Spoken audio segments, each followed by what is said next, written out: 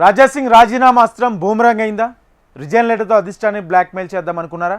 లేక నిజంగానే కమలంతో బంధాన్ని తెంచుకోవాలని రాజీనామా చేశారా? బీజేపీకి రాజీనామా చేసి ఆయన తప్పు చేశారా? దీనిపై బీజేపీలో వినిపిస్తున్న వాదన ఏంటి? ఇదిలా ఉంటే గోషామహల్ ఎమ్మెల్యే తదుపరి కర్తవ్యం ఏంటి? ఏ పార్టీలో చేరబోతున్నారు? తెలంగాణలో శివసేన పగ్గాలు చేపడతారా? అది ఎంతవరకు నిజం? Watch the story. రాజాసింగ్ రాజీనామా అస్త్రం బూమరాంగ్ అయిందా? రిజైన్ లెటర్తో అధిష్టానాన్ని బ్లాక్మెయిల్ చేద్దాం అనుకున్నారా? బీజేపీకి రాజీనామా చేసి ఆయన తప్పు చేశారా? గోషామహల్ ఎమ్మెల్యే ముందున్న దారేది? ఏదైనా పార్టీలో చేరతారా లేక ఒంటరిగానే ఉండిపోతారా? చినికి చినికి గాలివానలా మారినట్టుంది బీజేపీలో రాజాసింగ్ రాజీనామా అంశం. బీజేపీ రాష్ట్ర అధ్యక్ష పదవి దక్కలేదనే తన అసమ్మతిని అధిష్టానానికి తెలియజేయటానికి చేసిన రాజీనామా అస్త్రం చివరికి రివర్స్ అయినట్టు అనిపిస్తోంది. రాష్ట్ర చీఫ్ పదవికి నామినేషన్ వేసే టైంలో రాజాసింగ్ అనూహ్యంగా రాజీనామా చేయటం, తాజాగా ఆయన రిజైన్ని జేపీ నడ్డా ఆమోదించడం చకచకా జరిగిపోయాయి. కట్టర్ హిందుత్వవాదిగా ముద్ర వేసుకున్న రాజాసింగ్ ఇలా కమలం పార్టీతో బంధాన్ని తెంచుకోవటం ఆ పార్టీ శ్రేణులకి ఏమాత్రం మింగుడు పడటం లేదు. 3 సార్లు ఎమ్మెల్యేగా గెలిచినా తనకు పార్టీలో ప్రాధాన్యం ఇవ్వడం లేదని నిరసన తెలియజేయటానికి, అధిష్టానాన్ని బ్లాక్మెయిల్ చేయటానికి రాజీనామా చేశారా? లేక నిజంగానే శాశ్వతంగా ఆ పార్టీతో దూరంగా ఉండాలని నిర్ణయించుకుని ఈ పని చేశారా అనేది పెద్ద క్వశ్చన్ మార్కుగా మారింది. గతంలో ఓ సామాజిక వర్గంపై అనుచిత వ్యాఖ్యలు చేసినందుకు రాజాసింగ్ను అధిష్టానం సస్పెండ్ చేసింది. ఆ టైంలో ఏడాది పాటు బీజేపీకి దూరంగా ఉన్నారాయన. మళ్లీ అసెంబ్లీ ఎన్నికల ముందు సస్పెన్షన్ని ఎత్తివేయడంతో పార్టీలో చేరారు. ఎమ్మెల్యేగా గెలిచారు. కానీ ఈసారి ఆయనే స్వయంగా రిజైన్ చేయటం, పార్టీ ఆమోదించటంతో మళ్లీ కలిసే అవకాశాలుంటాయా ఉండవా అనే చర్చ జరుగుతోంది. అయితే బీజేపీ చీఫ్ ఎంపిక ఇష్యూపై ధిక్కార స్వరం వినిపించిన రాజాసింగ్ రాజీనామా అస్త్రాన్ని బీజేపీ చాలా సీరియస్గా తీసుకున్నట్టు తెలుస్తోంది. బీజేపీ అనేది ఒక వ్యవస్థ అని, అక్కడ వ్యక్తుల ప్రాధాన్యత కన్నా వ్యవస్థే సుప్రీమని, పార్టీ నిర్ణయానికి అందరూ కట్టుబడాల్సిందే అనే స్ట్రాంగ్ మెసేజ్ పంపించినట్టు తెలుస్తోంది.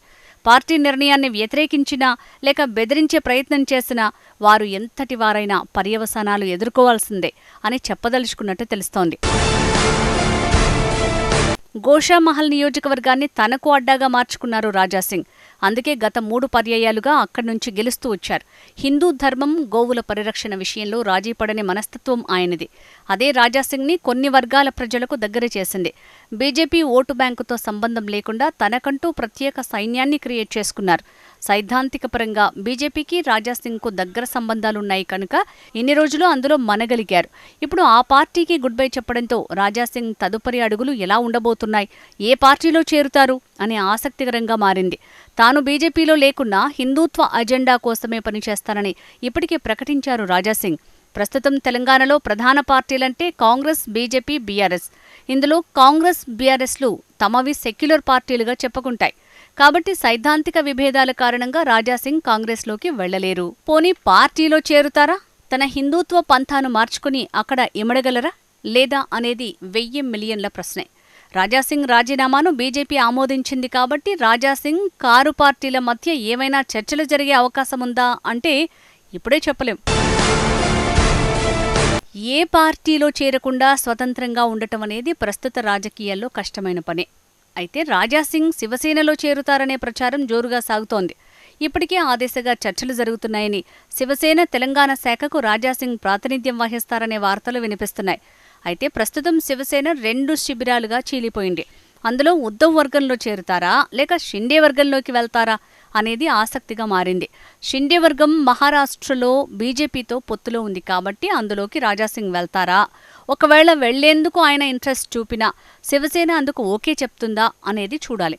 శివసేన కూడా హిందుత్వ అజెండాతో పుట్టిన పార్టీ కాబట్టి ఒకవేళ రాజాసింగ్ అందులో చేరి రాష్ట్ర పగ్గాలు చేపట్టినా అది తెలంగాణలో బీజేపీకి ప్రత్యామ్నాయంగా మారుతుందా, బీజేపీని తట్టుకుని ఇక్కడ నిలబడుతుందా అనేది మరో ప్రశ్న. ప్రస్తుతం తెలంగాణలో శివసేన ఉనికి లేదు కాబట్టి రాజాసింగ్ అందులోకి వెళ్లే సాహసం చేస్తారా అనేది ఉత్కంఠ రేపుతోంది. ఒకవేళ రాజాసింగ్ శివసేనలోకి వెళ్తే నిన్నటి వరకు ఉన్న బీజేపీతోనే ఆయన ఢీకొట్టాల్సి ఉంటుంది.